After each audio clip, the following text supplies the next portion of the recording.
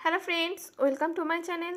চলে এলাম tips with Sudipta থেকে। আমি সুদীপ্তা আপনাদের মাঝে নতুন একটি ভিডিও নিয়ে আশা করছি যে যেখান থেকে আমার ভিডিওটি দেখছেন সবাই অনেক ভালো আছেন।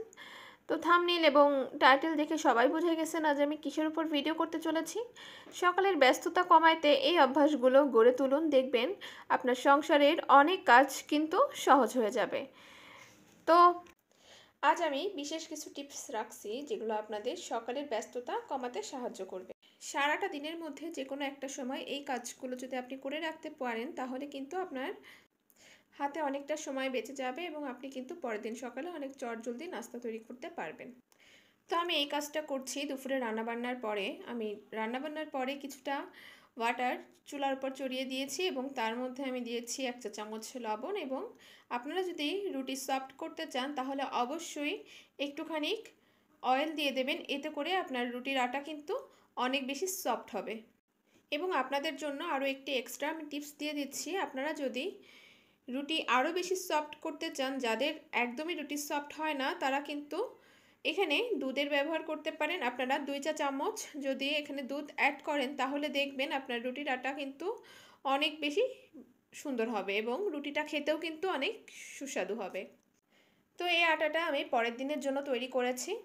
এবং এখানে আপনারা আরও একটি কাজ করতে পারেন, আপনারা তরকারি যদি পরের দিনের জন্য তৈরি করতে চান মানে ভাজি, তাহলে কিন্তু আপনারা এভাবে কেটে পানিতে ভিজিয়ে রাখতে পারেন। ভাজির আলু কেটে আপনারা একবার ধুয়ে নেবেন এবং তারপর একটু পানি দিয়ে আপনারা নর্মাল ফ্রিজে একদিনের জন্য কিন্তু রেখে দিতে পারবেন। এতে করে আপনার পরের দিন সকালবেলা কিন্তু অনেক দ্রুত কাজ হয়ে যাবে।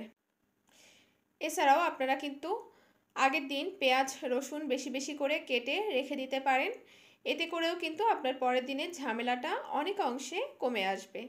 তাছাড়া আপনি যদি সকালে রুটি তৈরিও করেন কখনো কখনো, তাহলে আপনি এভাবে করে রুটিটা তৈরি করবেন। যেমন আটাটা আপনি সিদ্ধ হতে দেওয়ার পরে ওভাবেই নামিয়ে রেখে দেবেন, ওটা যতক্ষণ না পর্যন্ত ঠান্ডা হয় ততক্ষণ রেখে দেবেন। আর সেই ফাঁকে আপনি কিছুটা পেঁয়াজ কেটে নেবেন এবং তারপর সেটা চুলায় দিয়ে দিবেন এবং এদিকে আপনি ভাজির জন্য আলুও কেটে নিতে পারেন। এটা কিন্তু এক এক্সট্রা টিপস থাকলো, কারণ হচ্ছে আমরা যখন ওই গরম আটাটা মাখাতে যাই তাহলে কিন্তু আমাদের হাতে সহ্য হয় না, কিংবা হাত কিন্তু অনেক বেশি জ্বালা পোড়া করে অনেক বেশি গরমে। তো আপনারা কি করবেন, আটাটা ঠিক ওইভাবে কাওয়া করে ওখানে রেখে দিয়ে আপনি আপনার প্রয়োজন মতন তিনটা হোক বা 2টা হোক আলু নিয়ে কেটে আপনি এদিকে গ্যাসে চড়িয়ে দিবেন এবং এদিকে আপনার আলু যখন চড়ানো হয়ে যাবে আপনি তারপর দেখবেন আপনার আটাটা কিন্তু নর্মাল টেম্পারেচারে চলে আসবে। আপনি তারপর কিন্তু আটাটা মাখাবেন, এতে করে আপনার হাতে কিন্তু এতটুকু গরম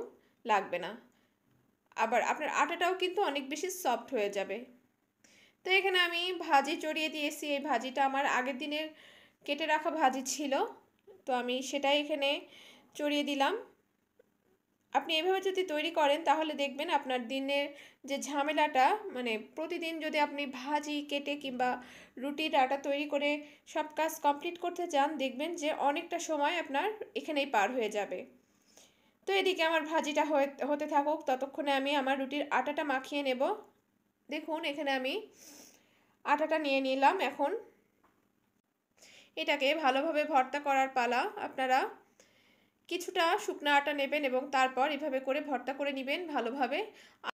আটার ক্ষেত্রে কিন্তু একটা দারুণ টিপস আছে, আপনি এটা যতক্ষণ ধরে করবেন এবং যত বেশি করবেন আপনার রুটিটা কিন্তু তত বেশি ভালো হবে।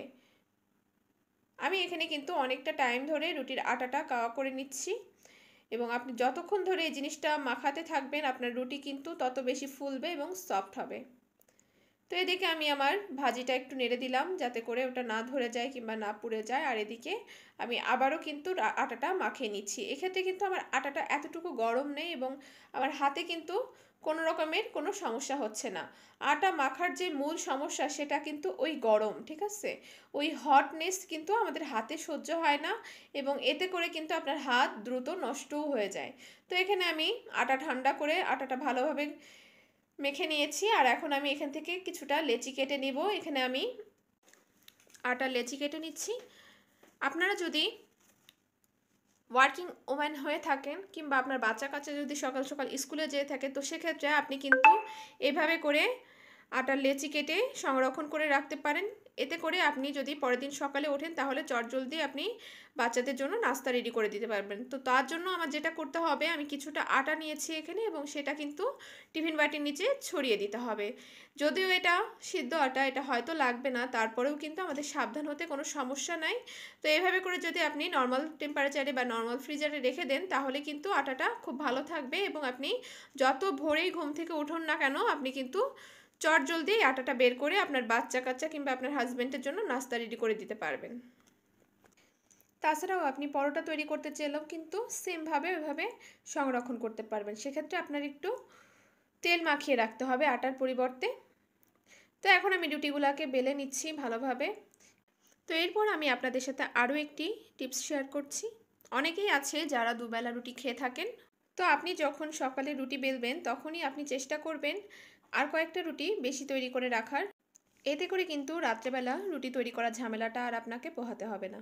রাতের বেলা যখন আমরা রুটি তৈরি করি তখন কিন্তু শুকনো ময়দার একটা ঝামেলা থাকে, কারণ এতে করে রান্নাঘরটা কিন্তু অনেক বেশি মেসি হয়ে যায়। আটাটা চারিপাশে ছিটে গেলে কিন্তু আমাদের আরও বেশি করে পরিশ্রম করতে হয়। তো এক্ষেত্রে আপনারা কাজটি সকালেই করে রাখবেন, দেখবেন আপনার কাজ কিন্তু অনেকটা এগিয়ে আসবে। তো এখন আমি খাবার জন্য ভালোভাবে সেঁকে নিব। আপনারা চাইলে কিন্তু রুটি সেঁকেও রাখতে পারেন, আবার অর্ধভাবে ছেঁকেও কিন্তু রেখে দিতে পারেন। এমন এপিট ওপিট করে সেঁকে আপনারা বক্সে করে রেখে দিবেন। আপনারা যখন রাতে রুটি খাবেন ঠিক সেই মুহূর্তে আবার রুটিগুলোকে তাও ভালোভাবে গরম করে রুটিগুলো সেঁকে নেবেন। দেখবেন আপনার রুটি কিন্তু একদম টাটকা পাবেন এবং আপনার যে সময়টা এখন দেওয়ার কথা ছিল সেটাও কিন্তু কমে অর্ধেক হয়ে আসবে। তো এভাবে করে আপনারা রুটির যে ঝামেলা বা প্রতিদিনকার রুটি বানানোর যে সমস্যা দুবেলা তিনবেলা, সেটা থেকে কিন্তু আপনারা মুক্তি পেতে পারেন। তো এখন রুটি সংরক্ষণ করার যে বিষয়টা, আপনি যদি সেকে রুটি রাখতে চান তাহলে আপনারা অবশ্যই নিচে একটা টিস্যু পেপার বিছিয়ে নেবেন, কারণ হচ্ছে রুটি কিন্তু ঘেমে যায় এবং এক্ষেত্রে নিচের রুটিটা কিন্তু অনেক বেশি বেহাল দশা হয়ে যায়। তো আপনারা যদি এভাবে রুটি রেখে দেন দেখবেন আপনার রুটি কিন্তু একদম ভালো থাকবে, কোনো রকমের কোনো সমস্যা হবে না। এখানে আমি আরও একটি টিপস আপনাদের সাথে শেয়ার করছি। আপনারা কখনোই গরম তাওয়া পানি দিয়ে ধুতে যাবেন না, এতে করে ননস্টিকের যে প্রলেপটা থাকে সেটা কিন্তু চলে যায় উঠে। তো অবশ্যই ননস্টিকের যে কোনো পাত্র ঠান্ডা করে তারপর ধুবেন। তো এখানে আমি আমার রুটিগুলোকে ভালোভাবে স্টোর করে রাখবো। এখানে আমি দুবেলা রুটি তৈরি করেছি।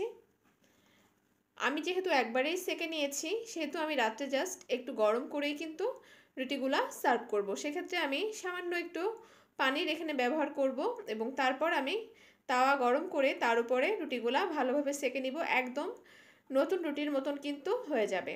এবং সবশেষ টিপস, আপনারা রান্নার পরে অবশ্যই আপনাদের চুলা বা গ্যাস স্টোভ এই জিনিসগুলো একটু ভালোভাবে মুছে পরিষ্কার করে রাখবেন। দেখবেন পরবর্তীতে আপনি যখন আবারও রান্না করতে আসবেন তখন কিন্তু আপনার কোনো টেনশনই কাজ করবে না, কারণ আপনার রান্নাঘর যখন পরিষ্কার থাকবে তখন আপনার কাজও কিন্তু অনেকটাই কমে থাকবে। আপনি ঝটফট রান্নাঘরে এসেই কিন্তু সহজে কাজগুলা সেরে নিতে পারবেন।